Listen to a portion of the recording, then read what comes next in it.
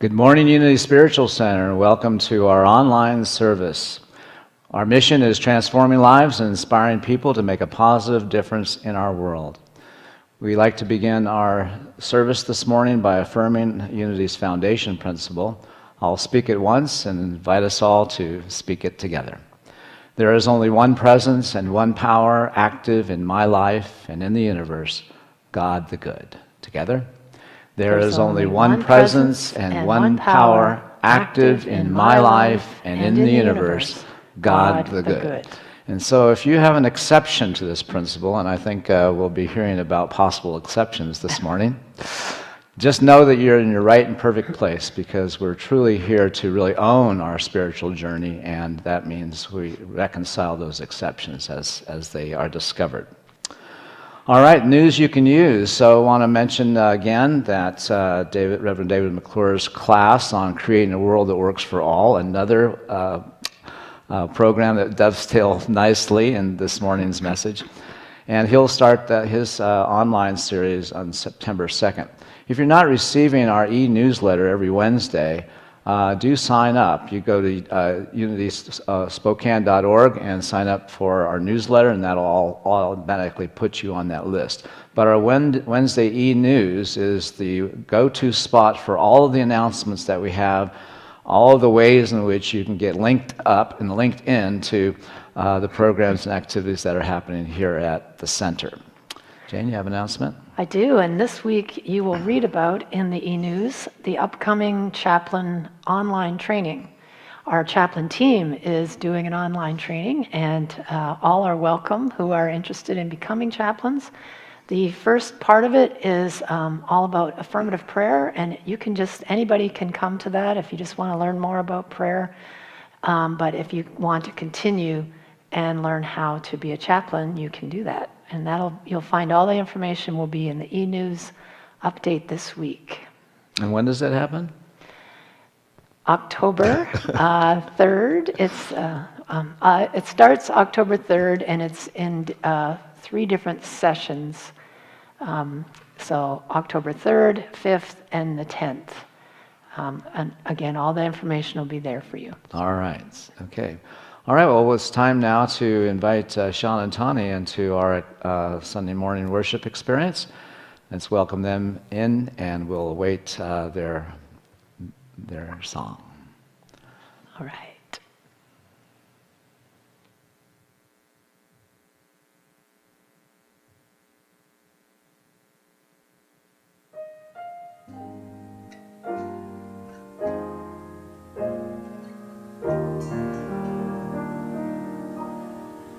There is healing in my song. There is healing in my words. And there is healing in my touch. The touch of love,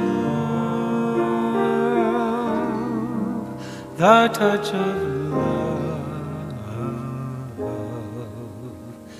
There is healing in my hands. There is healing in my mind. There is healing in my heart, for God is healing me. For God is healing me.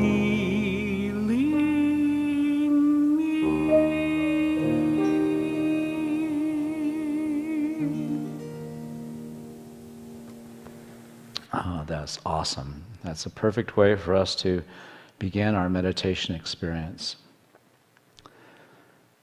So as we settle into this moment, I invite you to join me as we take time to connect up within. So Jane has asked that I share a specific meditation practice, a loving kindness meditation practice. And so I'm going to be sharing that now, and we'll edit this meditation out and make it a special video that you can refer back to over and over and over again. As Jane says, we need to practice this every day.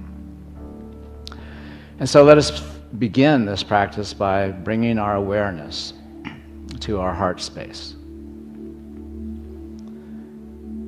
Just bring your attention there, and we want to focus on our physical heart.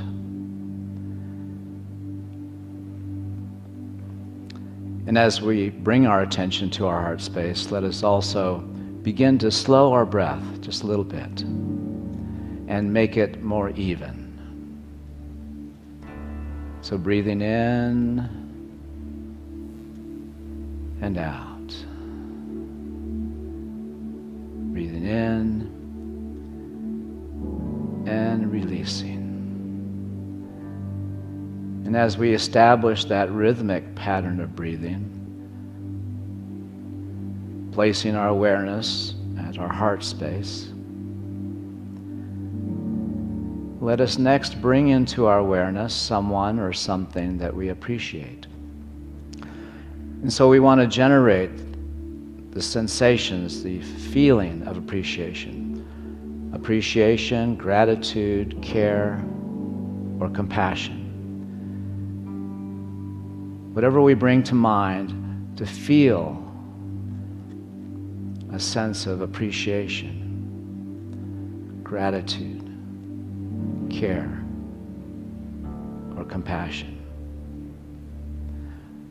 Allowing that dear one, that special moment, that sacred experience, that fond memory, that cherished pet, whatever it is that evokes the feeling of appreciation, gratitude, care, or compassion. Let's allow those feelings to rise up, filling completely all that we know of as our physical self.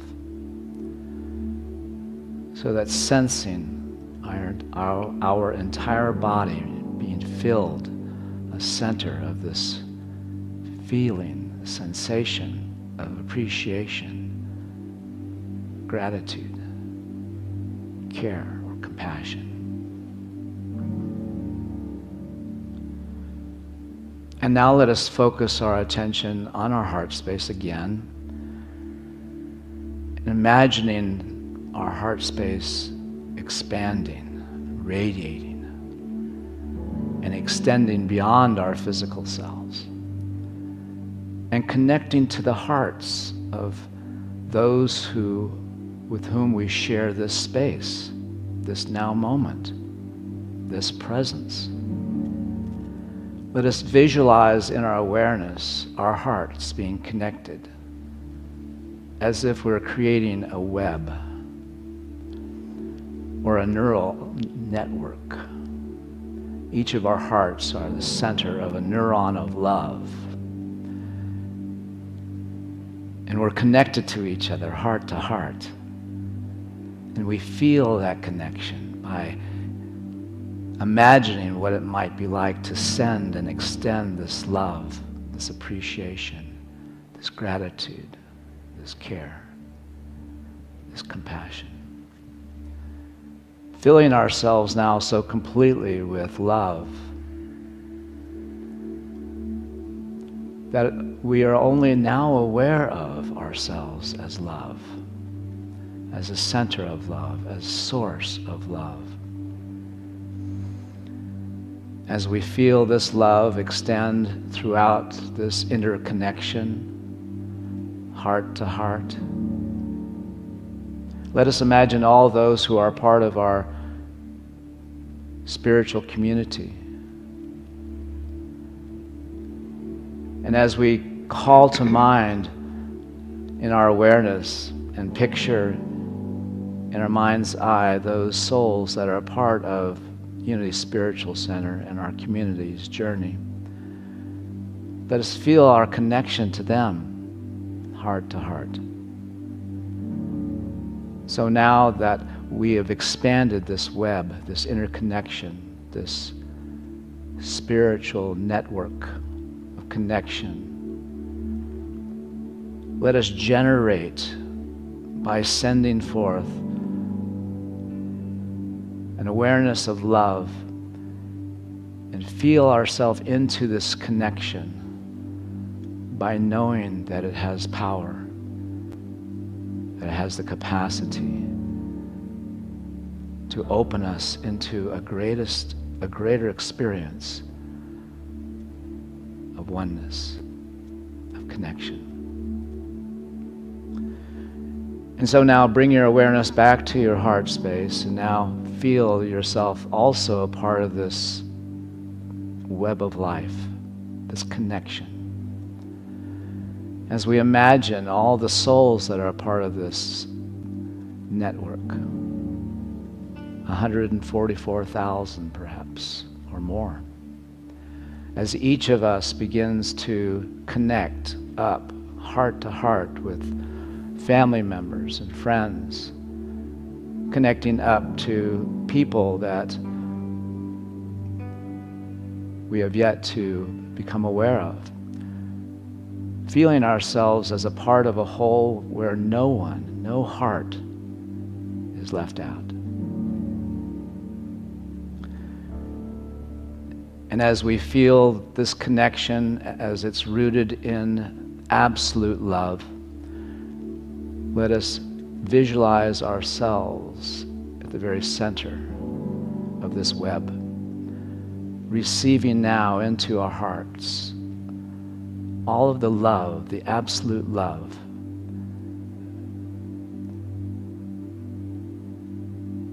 And as we fill ourselves with that love, we allow ourselves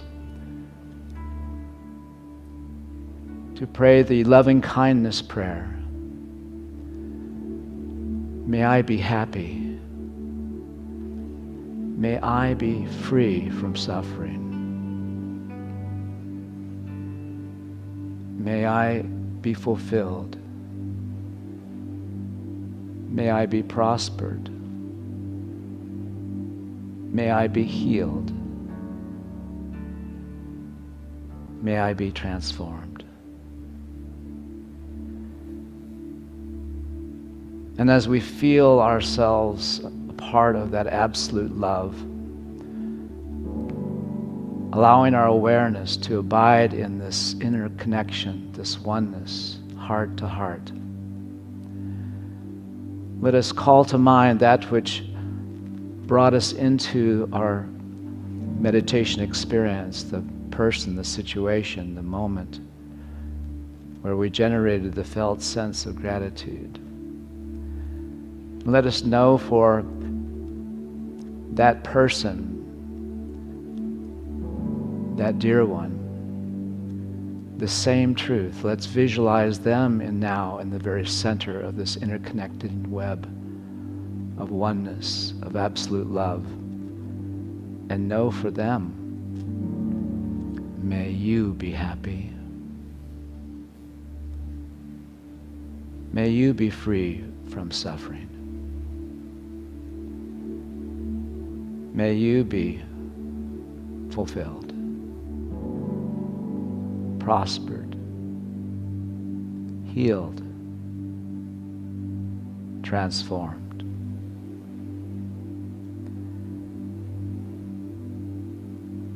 And as we continue to send our love into the web, into the field, into this experience of oneness and connection, let us find in this interconnection a heart that we do not know so much, but perhaps that we've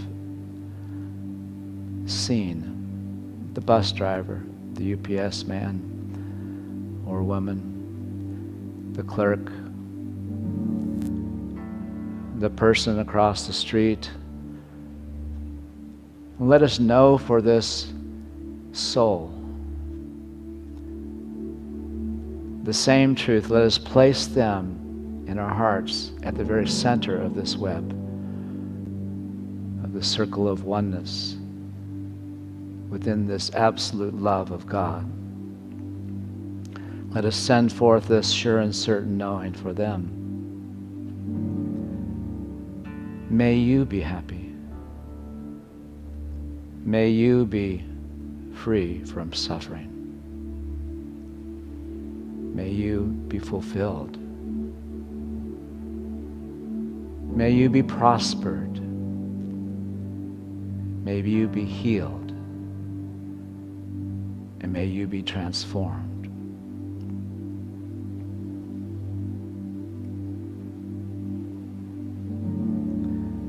And now, let us move into another experience of knowing the power of absolute love. And let us find someone who we perhaps might not have included in this circle of oneness. Perhaps the one person that challenges us the most. And let us, in our heart of hearts, place them at the very center of this absolute love, this web, this interconnection. And as we picture this one, let us know for them this loving kindness prayer.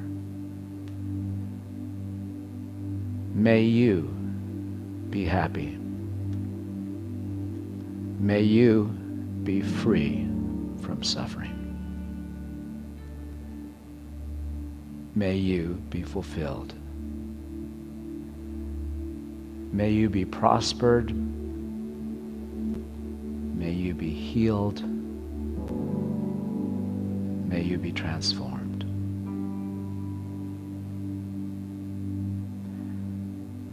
And as we open our hearts even wider, allowing the flow of God's love flowing freely through all hearts, through open paths that connect us, we fill our awareness, filling our inner eyes with the abundant light of the present moment, shining into this experience of oneness. And so let us take this moment into the silence as we simply rest in the awareness of our oneness with God, our oneness with each other, our oneness with all of life. In the silence.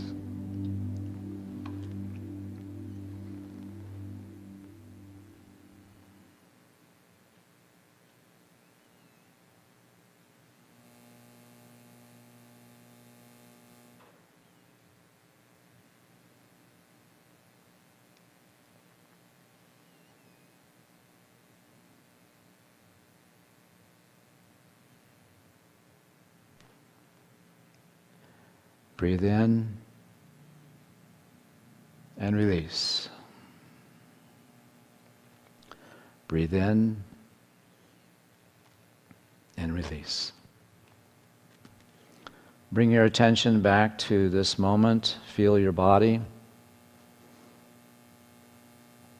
And as you feel comfortable, open your eyes and take in the moment.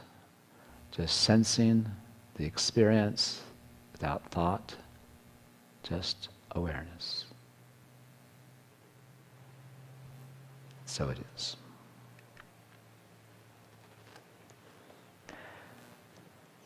Oh, thank you, Gary. And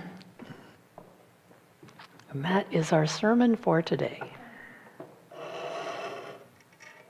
Because that's the work. That's what we're about, making the world a better place. My talk title this morning is Being a Good Ancestor. And it comes from the subtitle of a powerful book called Me and White Supremacy.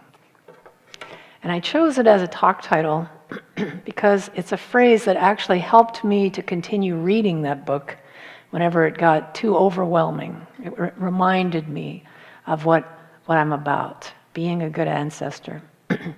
In fact, as soon as I spotted those words on the cover, I knew the book was right for me to read. Because being a good ancestor, creating a world that works for all, is really up for me right now. A world that works for all, or as a New Thought colleague of mine says it, a world where everyone can thrive. I like that. That describes the kind of paradigm shift that I truly believe is currently waiting in the wings to emerge. And being a good ancestor means helping it to, by midwifing it into manifestation. But I read recently that many of us are turning our healing or our spirituality into a rat race. And it made me pause and consider if this person was talking directly to me when they wrote about it. I began to question whether that's what I've been doing these past few months, between politics, protests, wildfires, pandemics, violence, racism. I've been working overtime in this endless mental and emotional battle with whatever is showing up, to the point that it's become an exhaustive, competitive struggle. So I asked myself, am I trying to force something to happen, pushing myself, battling what's arising, using tactics that are more in line with the cultural paradigm that I'm ready to let go of and hospice out of it manifestation? Has us and them polarized thinking derailed my desire to live a compassionate life that honors the oneness of all? Have I been trying to win a spiritual rat race and vanquish the other side? The New Thought author Thomas Troward taught that when we do that, when we make decisions and take actions that are in reactivity to outer conditions, what he calls second cause, it leads to an endless train of antecedent conditions coming out of the past, stretching away into the future. In other words, we just keep causing more of what we don't want, the harder we fight against whatever is arising. Because when I react to effects, I just create more, and I get caught in an unwinnable rat race. As Lily Tomlin points out, even if I do win it, I'm still a rat. No offense to our rodent friends. So the question becomes, is it possible to bring forth a new paradigm of living using methods that no longer work in the old paradigm? And it's the definition of insanity, doing the same thing over and over and expecting a different result. And this idea that I might be caught in a spiritual rat race has catapulted me into a whole new exploration of cultural change and how I might do it differently than I have been. And no longer then contributing to the culture's dysfunction. Case in point is this talk. I realized I was trying to write a talk that should have been at least a 2-part and maybe more series. And I caught myself trying to shoehorn so much information into one talk that it was literally making my head spin. My mind was jumping all over the place, and it didn't escape my notice that this attempt to cram in everything that I could think of was very rat race-like, in that I had a sense of urgency to share it all in one gulp. And I could hear my communications instructor in ministerial school sighing, as he often did when I did my talks, and saying, "Jane, don't tell us everything you know in one talk. Save some for next time." And so I finally had to start over. I had to stop, take a breath, disengage from the sense of urgency that was behind this, and work at a more sane pace, so that this talk is now part 1 of an I don't know how long series. But once I got that, my mind calmed down. I started thinking more clearly. The thing stopped spinning. I could concentrate. I could choose a clear direction to focus on for this talk. So when I think of being a good ancestor, my thoughts inevitably turn to my grandchildren and the desire that I have for them to grow up in a culture that honors their uniqueness, that takes care of the beauty of the natural environment, that celebrates diversity, that's based on the golden rule, that engenders compassionate, kind living, a world of acceptance and peace and wisdom. And is this just a naive pie-in-the-sky pipe dream, or is it a compelling vision that is within our reach as a human family? That's a really good question to mull over. What is our belief system telling us? And lest we think that being a good ancestor is only for people who have children and grandchildren, let's be clear, it is not. Because it's about caring for the tribe. And as a new paradigm of living is emerging, our tribe has enlarged to be a global one. That's our tribe. How can we be a positive healing force for our fellow tribe members? Well, guess what? It turns out we're hardwired to do so. The author Valerie Soar writes, "The call to love beyond our own flesh and blood is ancient. It echoes down to us on the lips of indigenous leaders, spiritual teachers, social reformers through the centuries." I love them. All of us contribute to the health, or otherwise, of the human race. And the work is the same, no matter what our family situation may be, because we are all interconnected. And so the key for us is to begin using practices that reflect that interconnection. Practices that align with the paradigm shift that we want to see in our culture. Stop using methods that aren't working. Because it turns out you can't force a cultural paradigm shift. We actually have to be the paradigm shift in action. And when enough of us are in alignment with the dynamics of a new way of being, when we are expressing what we want to see in the world, it will emerge. So I'm officially inviting all of us who may have been caught in a spiritual rat race to step out of the battle and into the flow of the power of universal mind. Can you feel the difference in that? Step off the battlefield that comes from reactivity to a world of separation into the divine flow of heart-centered oneness. And to do that, we first have to see how our current methods may be blocking that flow for us. The flow is always there. Is it accessible to us or not? And I have noticed that my reaction to our current political and social scene has been one of being extremely stressed out and exhausted and fearful as I see blatant corruption being flaunted at every turn, worried about our democracy, angry that there are two sets of rules in this country, one for unarmed black men and another for armed, heavily armed young white men. And that makes me so angry, I can't tell you. And the sense of urgency that arises from this repeated daily experience of witnessing this propels me into rat race thinking, where I find myself wondering, is there any hope for change and transformation in our human family? Is there too much violence? Is there too much hatred and childhood trauma and addiction and poverty and injustice to be able to turn the tide and set a new trajectory? Are outside influences too devastating to overcome? Sometimes I get so overwhelmed by the craziness I see around me. Those kinds of thoughts creep into my mind, and it starts feeling futile and the task too monumental. And then I get it. The divine flow is now plugged up. This kind of thinking. And when I'm hit with this tsunami of disgust and discouragement, and I feel like throwing up my hands and saying, I quit, this is hopeless, I always get to a turning point. That's what does it for me. Because it dawns on me, I am listening to my thoughts. Again. I'm buying into the outer appearance. I'm being swayed by the illusion of separation. Howard Thurman tells us that while this sense of separation may be authentic, it is not absolute. It is not the whole truth. There's something much greater that is the true reality with a capital R, and that's interbeingness. And the work becomes learning to live our lives in alignment with that reality, even when it's hidden from my view.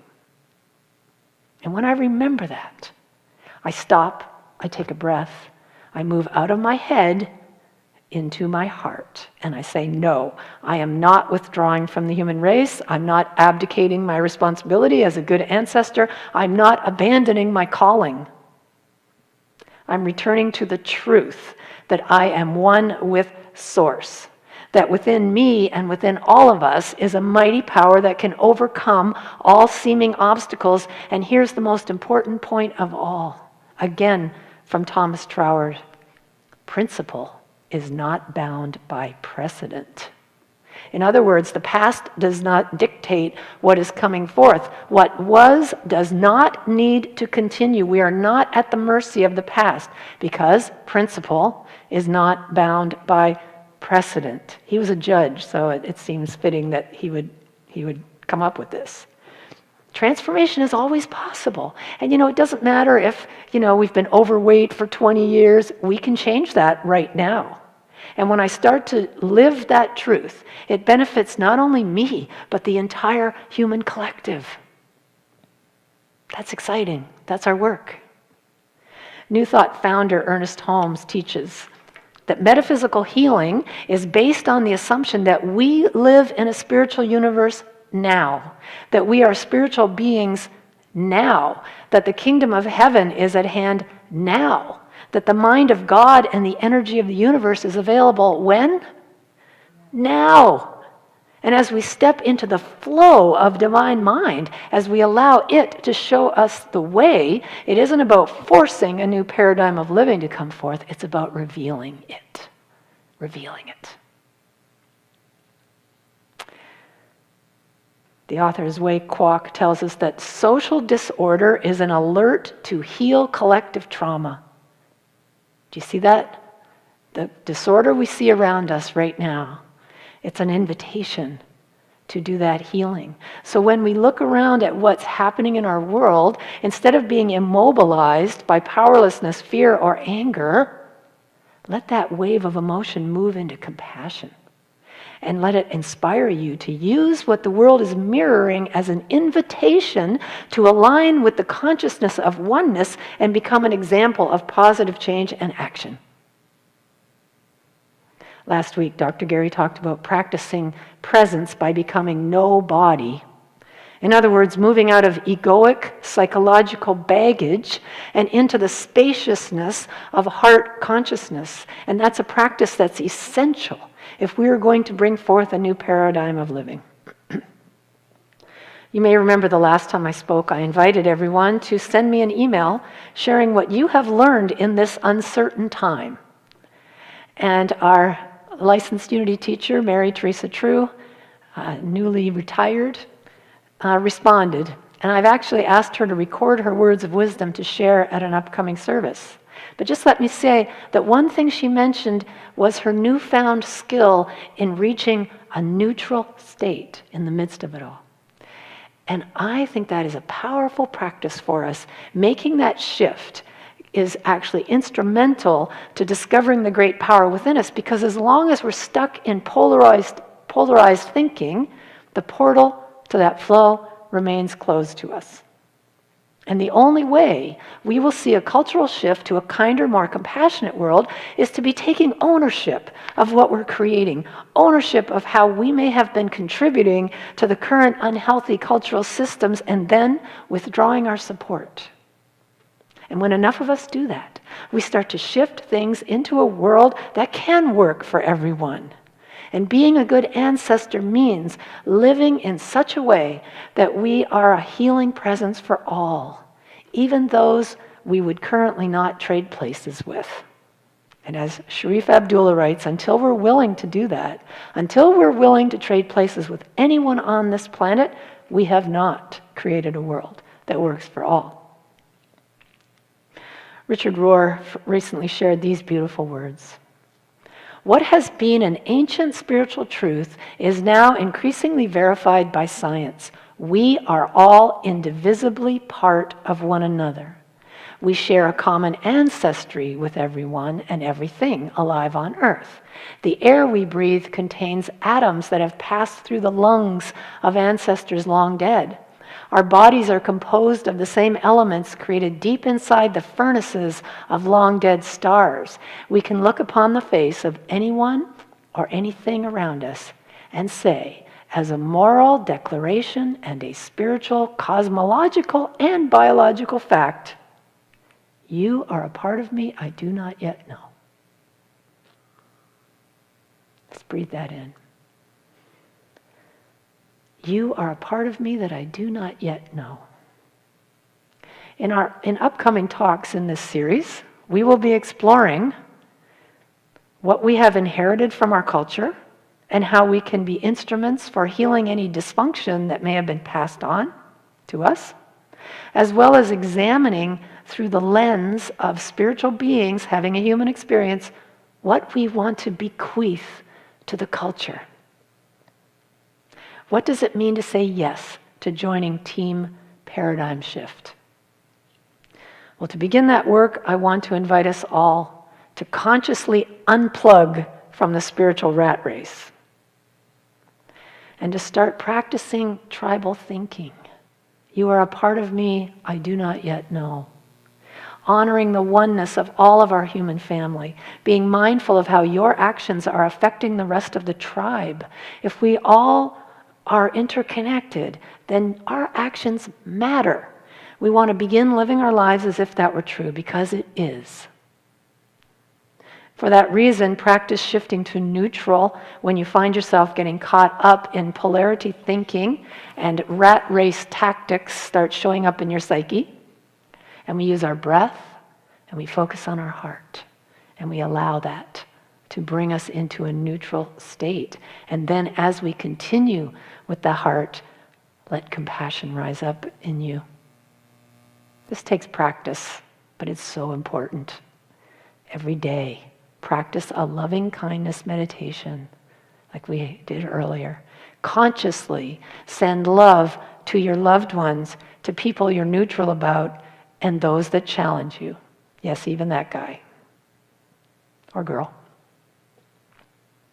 Every one of us is here to bring forth a world that works for all, where freedom, kindness, and caring rule, where there's an opportunity for all members of the global tribe to thrive. And being a good ancestor can ensure that world will emerge. And I look forward to exploring this in greater depth in part 2 and maybe part 3. And so it is. Way to go. Okay. Take it to heart. So I just got to say that you are a master at being able to describe what people are being modulated by, because you so willingly open yourself to experiencing the fullness of what we should be reacting with. I mean, our reactions are a sign that we're healthy. That they're a sign that something is working, because it wouldn't bother if it didn't bother us, we wouldn't react. That's true. And you also are so masterful at showing the other side of it. Oh, it's, I'm sort of stuck in my head. That's what the head does.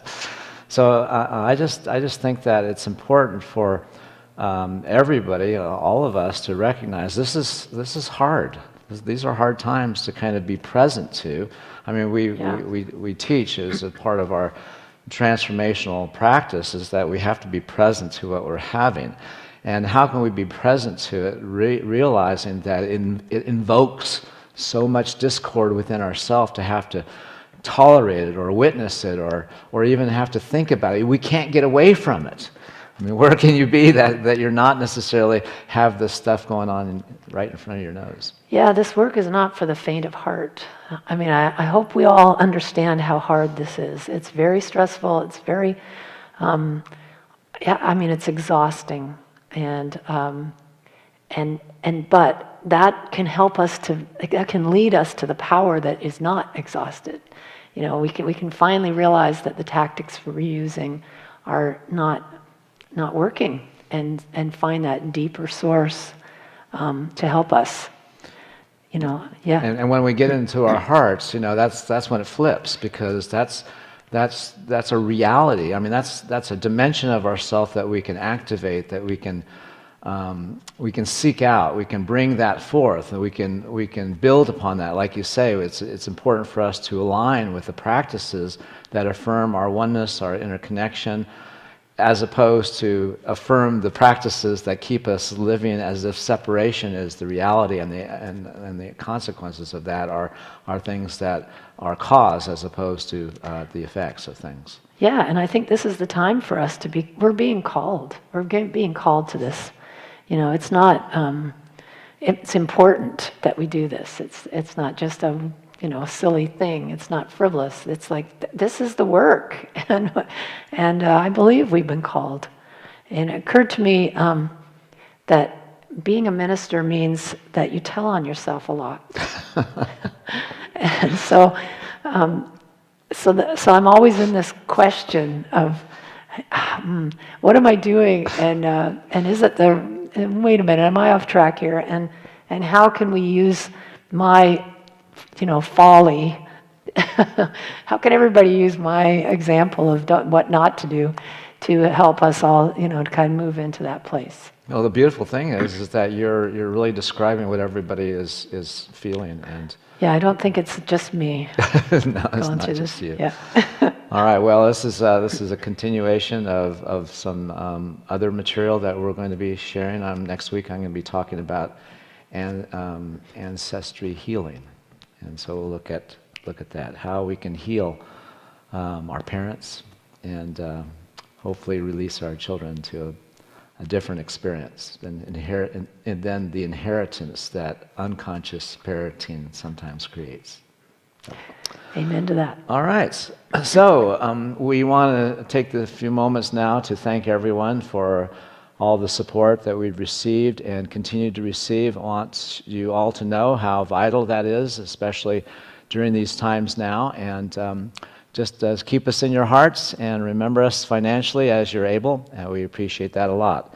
So let's affirm together our offertory blessing, and we have a couple of different ways in which people can contribute. They can stop by and write a check and put it in our mailbox here. That's available. They can go to our website and they click on the little green button and they can donate that way. And also you can text to give, and you've probably seen the little trailer going across the screen.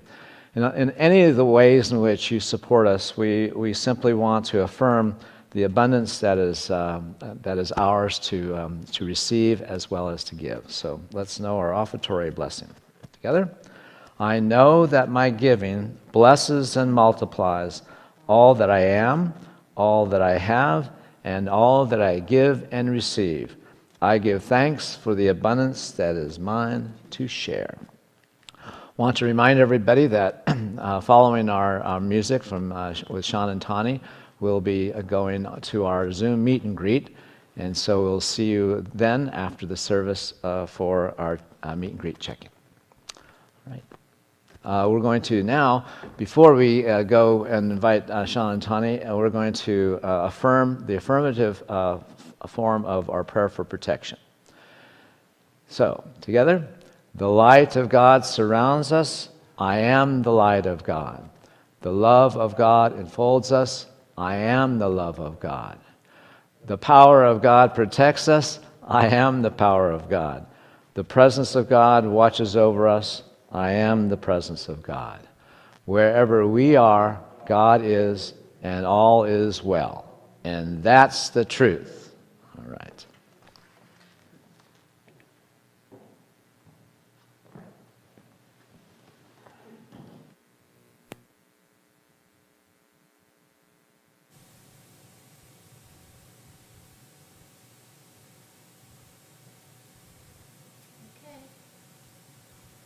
We got a fun original song here for you this morning that allows you to check in with your relationship with God. Remember that your relationship with God can set you free, and this song is called God Sets Us Free.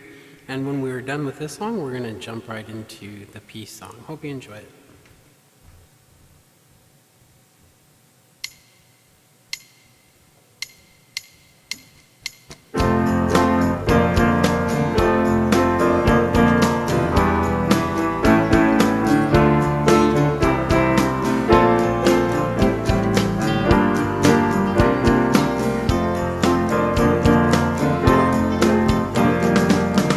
God brings to me touches my soul and sets me free, just as all things should be.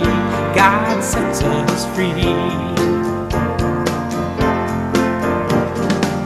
What God brings to me, love's melodies in harmony, just as all things should be.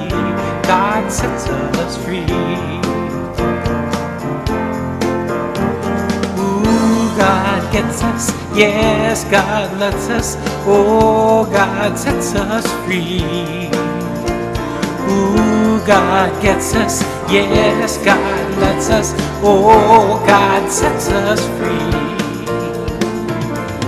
When God speaks to me, I can hear love that I cannot see, love just surrounding me. God sets us free. Ooh, God gets us, yes, God lets us, oh, God sets us free. Ooh, God gets us, yes, God lets us, oh, God sets us free.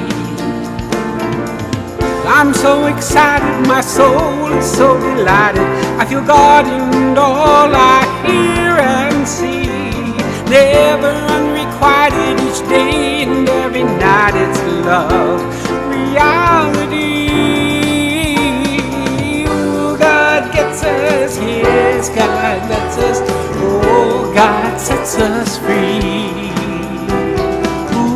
God gets us, yes, God lets us, oh, God sets us free. Ooh, God gets us, yes, God lets us, oh, God sets us free. Ooh, God gets us, yes, God lets us, oh, God sets us free.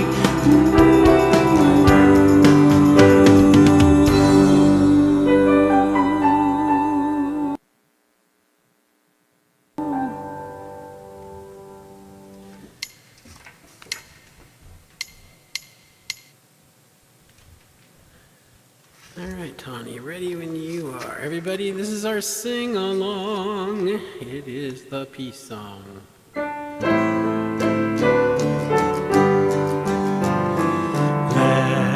there be peace on earth, let it begin with me. Let there be peace on earth, the peace that was meant to be with God our Creator. Family all are we. Let us walk with each other in perfect harmony. Let peace begin with me. Let this be the moment now. With every step I take, let this be my solemn vow, to take each moment and live each moment in peace eternally. Let there be peace on earth, and let it be